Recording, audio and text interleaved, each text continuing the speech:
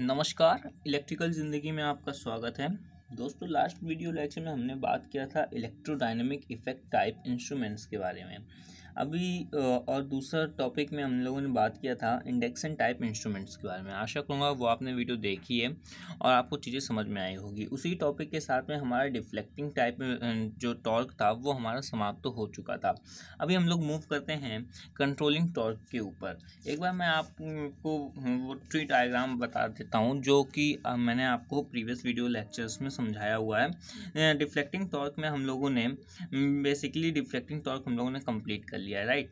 अभी हम लोग मूव कर रहे हैं कंट्रोलिंग टॉर्क में, जिसमें आज हम लोग बात करने वाले हैं कंट्रोलिंग टॉर्क के बेसिक आइडिया के बारे में। अगर आपने ये वाले वीडियो लेक्चर नहीं देखे जिसमें मैंने आपको ये फ्लो डायग्राम बताया था, तो आप उसे जा कर के देख सकते हैं। प्लेलिस्ट का लिंक आपको डिस्क्रिप्शन में मिल जाएगा, अदरवाइज एंड स्क्रीन में आपको मिल जाएगा, राइट। तो यहाँ पे इस वीडियो में हम लोग बेसिक आइडिया हम लोग सिर्फ लेंगे कंट्रोलिंग टॉर्क के बारे में, और स्प्रिंग कंट्रोल के बारे में डीप बात करेंगे।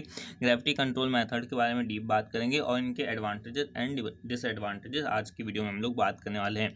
आज की वीडियो के साथ ही में हमारा कंट्रोलिंग टॉर्क भी समाप्त हो जाएगा। तो चलिएगा आज की वीडियो को हम लोग स्टार्ट करते हैं। यहाँ पे मैंने आपके टॉपिक्स लिख दिए जो कि आज की वीडियो में मैं कवर करने वाला हूँ, राइट। तो चलिएगा आज की वीडियो स्टार्ट किया जाए। देखिएगा, पहले तो हम लोग बात कर लेते हैं basic idea about controlling torque. तो दोस्तों, आपको मैंने बताया था कि अभी तक कि हम लोग क्या कर रहे थे, हमारे पास एक इंस्ट्रूमेंट था जिसका एक पॉइंटर था। पॉइंटर को हम लोगों को जीरो की स्टेट से मूव कराना होता था। ये हमारा मान लीजिए पॉइंटर, ये हमारा कैलिब्रेटेड स्केल होता था, और हमें क्या करना होता था, जैसे हम क्वांटिटी को अगर कोई अप्लाई करें तो इसका जो पॉइंटर हो वो जीरो से डिफ्लेक्ट कर जाए, ऐसा कुछ काम यहाँ पे हमें करना होता था। जीरो से यहाँ से डिफ्लेक्ट हो जाए, ऐसा कुछ काम हम लोग कर रहे होते थे सिस्टम में। भले क्यों ना हम लोग इंडक्शन अप्लाई कर रहे हो, क्यों ना हम लोग मैग्नेटिक इफेक्ट अप्लाई करके कुछ ऐसा कर रहे थे कि इसका जो पॉइंटर है बस वो जीरो से डिफ्लेक्ट हो जाए और मेजर्ड क्वांटिटी के नंबर तक की पहुँच जाना चाहिए। अभी क्या हुआ कि इंजीनियर्स के सामने में एक समस्या ये आ रही थी कि पॉइंटर तो चलिए डिफ्लेक्ट कर जा रहा है, ऐसे पॉइंटर जैसे हम लोग क्वांटिटी अप्लाई करते हैं पॉइंटर तो डिफ्लेक्ट कर जाता है, लेकिन जैसे क्वांटिटी हम लोग हटाते थे तो पॉइंटर में भी कहो इधर आ जाए, या फिर में भी कहिए तो इधर साइड गिर जाता था। अगर मान लीजिए क्वांटिटी ज़्यादा है, इधर साइड तक पॉइंटर आ गया, तो जब हम क्वांटिटी को हटाएंगे, जो हम मेजर्ड क्वांटिटी है वो हटाएंगे, तो फिर पॉइंटर क्या हो जाएगा, यहीं रह जाएगा या फिर यहीं गिर जाएगा, यहाँ जीरो पे आ ही नहीं पाएगा। तो इसके लिए बड़ा प्रॉब्लम होने लगी कि इंस्ट्रूमेंट्स को आपको फिर से वर्टिकली करना पड़ता था, ये सब।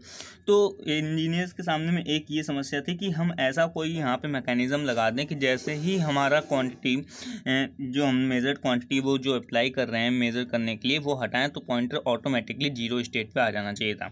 तो इंजीनियर्स ने क्या किया, जैसे ये मान लीजिए हमारा एक पॉइंटर है, ये हमारा पॉइंटर है। अभी यहाँ पे हम लोग एक काम करें कि पॉइंटर यहाँ पे ये बेस होगा कुछ ना कुछ इंस्ट्रूमेंट का, राइट।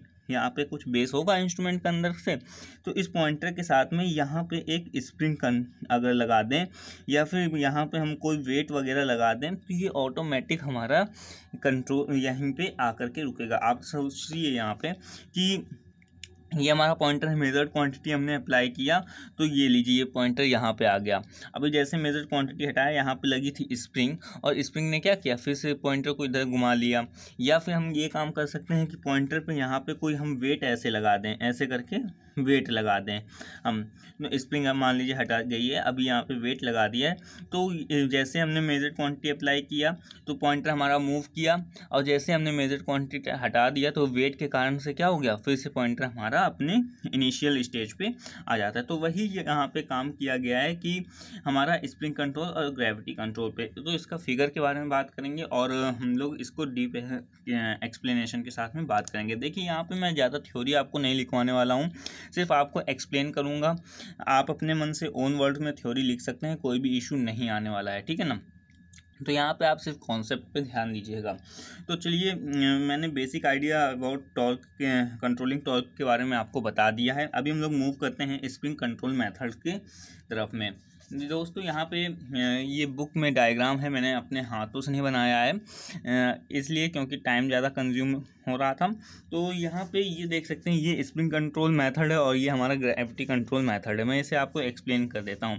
स्प्रिंग कंट्रोल मेथड में जो मैंने आपको नॉर्मली प्रीवियस वीडियोज़ में भी बताया हुआ है कि एक ऐसे रॉड लगी हुई होती है, उसमें वो रॉड जो होती है बियरिंग के साथ में होती है। तो ये बेसिकली बियरिंग है और ये रॉड है हमारी, और ये क्या है, हमारा पॉइंटर है, और ये क्या है, हमारा कैलिब्रेटेड स्केल है, राइट। इसी मैकेनिज्म में क्या किया गया, कंट्रोलिंग टॉर्क को पाने के लिए हमने यहाँ पे ट्विस्ट करके एक स्प्रिंग को लगा दिया है। यहाँ पे देखिए कंट्रोल स्प्रिंग यहाँ पे लिखा हुआ है, कंट्रोल स्प्रिंग को हमने यहाँ पे लगा दिया है ट्विस्ट करके। मतलब कि एक मान लीजिए ये हमारा मैकेनिज्म है, दो ये हमारी रॉड है, और यहाँ पे हम लोग क्या करेंगे, एक स्प्रिंग ऐसे करके लगा देते हैं इन दोनों पॉइंटर्स के बीच में।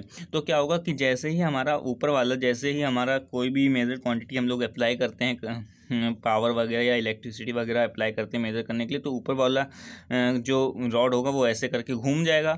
उसी के साथ में क्या होगा कि स्प्रिंग भी हमारी घूम जाएगी। स्प्रिंग जैसे ही हमारी घूम जाएगी तो उसमें क्या हो जाएगा, एक हमारा टॉर्क अंदर उसके अंदर सेव हो जाने वाला है।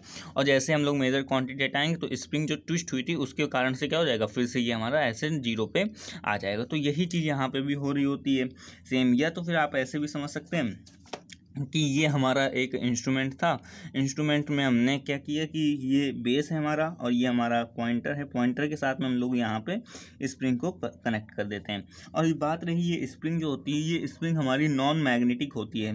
कैसी होती है, नॉन मैग्नेटिक होती है। यहाँ पे मैं लिख देता हूँ, नॉन मैग्नेटिक होती है। नॉन मैग्नेटिक रखने का कारण ये है क्योंकि आपने देखा था कि अगर ये स्प्रिंग मैग्नेटिक होगी तो ये कुछ ना कुछ अपना भी प्रभाव जो है इंस्ट्रूमेंट पे छोड़ रही होगी। तो ऐसा हम लोग मटेरियल चुनते हैं जिससे ये नॉन मैग्नेटिक हो। रजिस्टिविटी जो होती है, इसका रेजिस्टेंस जो होता है वो हमारा इस स्प्रिंग का कम होना चाहिए, और कंडक्टिविटी जो होती है वो ज़्यादा होनी चाहिए, जाहिर सी बात है। और ये जो स्प्रिंग हम लोग यूज़ करते हैं ये बेसिकली हमारी फॉस्फर ब्रॉन्ज की बनाई जाती है। यहाँ पे मैं लिख देता हूँ, फॉस्फर ब्रॉन्ज की ये स्प्रिंग बनाई जा रही होती हैं, ठीक है ना। तो आप इसे नोट डाउन कर लीजिएगा। आपको यही चीज़ें बस केवल अपने एग्जाम में मेंशन करनी है कि ये जो स्प्रिंग होती है, स्प्रिंग फॉस्फर ब्रॉन्ज की बनाई जाती है, नॉन मैग्नेटिक, एंड इसका रेजिस्टेंस जो होता है वो कम होता है, और कंडक्टिविटी क्या होती है, ज़्यादा होती है, नॉन मैग्नेटिक होती है। और ये बेसिकली पॉइंटर को 0 स्टेट पे रखने का काम करती है, ठीक है ना। अभी हम लोग मूव करते हैं कि ग्रेविटी कंट्रोल मेथड्स पे। ग्रेविटी कंट्रोल मेथड में क्या होता है, मैंने बेसिकली आपको यहाँ पे बताया था कि या तो हम लोग स्प्रिंग की तरफ से कंट्रोल कर सकते हैं अपने पॉइंटर को, या तो फिर यहाँ पे एक ऐसे कोई वेट लगा दें तो हमारा कंट्रोल हो जाएगा। वही काम यहाँ पे भी हो रहा है ग्रेविटी कंट्रोल में। ये हमारा क्या है, पॉइंटर है, ये हमारा क्या है, कैलिब्रेटेड स्केल है, और ये क्या हमारा वही वेट है, ठीक है। इसमें 2 स्टेज का इन्होंने वेट दिखाया हुआ है, तो वैसा कुछ भी नहीं है। वही चीज़ यहाँ पे, जैसे ये वेट है तो जब पॉइंटर हमारा मूव करेगा तो ये वेट यहाँ पे आ जाएगा ना। जैसे हमारा ये मान लीजिए पॉइंटर ऐसे करके मूव किया तो ये वेट यहाँ पे थोड़ी नहीं रहेगा, फिर ये वेट यहाँ पे आ जाएगा। और ग्रेविटी की वजह से जैसे हमारा क्वांटिटी हटाई जाएगी तो ये ग्रेविटी की वजह से जो वेट होगा ये यहाँ पे आ जाएगा, और वेट के यहाँ पे आने से क्या होगा कि हमारा पॉइंटर जो है वो हमारा फिर से 0 पे आ जाने वाला है। तो यही काम यहाँ पे भी हो रहा है कि ये जो हमारा ये है, ये समझिएगा, ये हमारा एक पॉइंटर है और पॉइंटर के साथ में वेट है। ये आप अभी इसको छुपा दीजिए, ये चीज़ आपका, ये आपके साथ चल रहा है अभी। ये पॉइंटर है और पॉइंटर के साथ में ये वेट लगा हुआ है। जैसे हमने मेजर्ड क्वांटिटी अप्लाई की अपने इंस्ट्रूमेंट में, ये पॉइंटर क्या हुआ कि ऐसे हो गया। अब ये जब पॉइंटर ऐसे मूव करेगा तो क्या होगा, वेट भी ये तो ऐसे मूव ऊपर की तरफ हो जाएगा ना, वेट भी ऊपर की तरफ हो गया। अभी हमने क्या किया कि क्वांटिटी को हटाया, जो भी हम क्वांटिटी मेजर कर रहे थे वो हमने अपने इंस्ट्रूमेंट से हटा दिया, ठीक है। तो वेट जो है, वेट ग्रेविटी की वजह से फिर से नीचे की आने की ओर कोशिश करेगा। तो जैसे वेट नीचे आएगा तो फिर से हमारा पॉइंटर कहाँ पे आ जाएगा, 0 पे आ जाएगा। लीजिए ये कंट्रोलिंग टॉर्क हमें मिल गया, ठीक है। तो ये जो मेथड होते हैं ये कंट्रोलिंग मेथड्स होते हैं, पॉइंटर को कंट्रोल करने के मेथड होते हैं। इनके कुछ एडवांटेजेस एंड डिसएडवांटेजेस होते हैं, वो चलिए हम लोग बात कर लेते हैं। यहाँ पे मैंने लिखा हुआ है कि advantages and disadvantages spring control.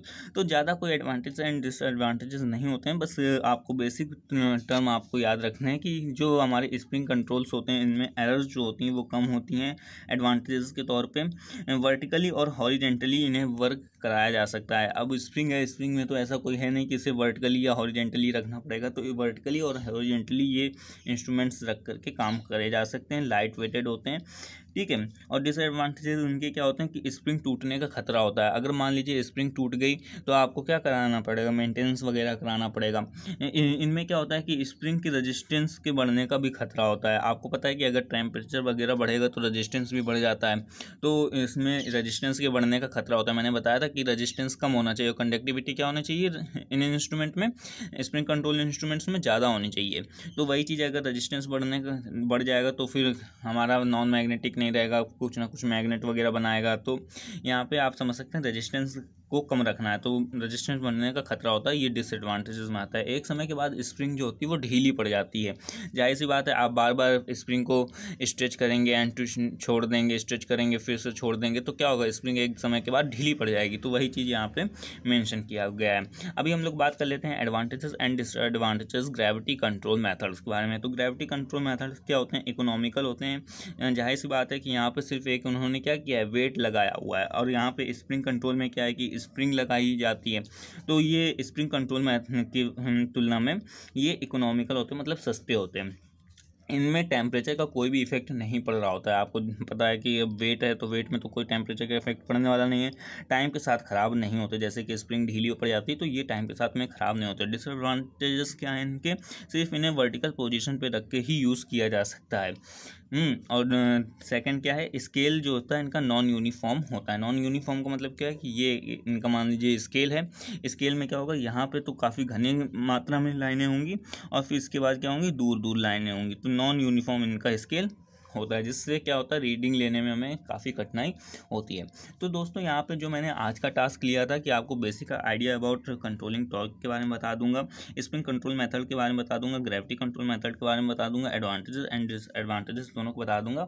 मैंने ये टास्क को कंप्लीट कर लिया है। आशा करूँगा जो मैंने आपको जानकारी दी वो आपको समझ में आई होगी। और दोस्तों आपको अपनी थ्योरी जो है वो अपने ओन वर्ड्स में लिखनी है, बस आपको फिगर्स जो है वो याद रखने हैं।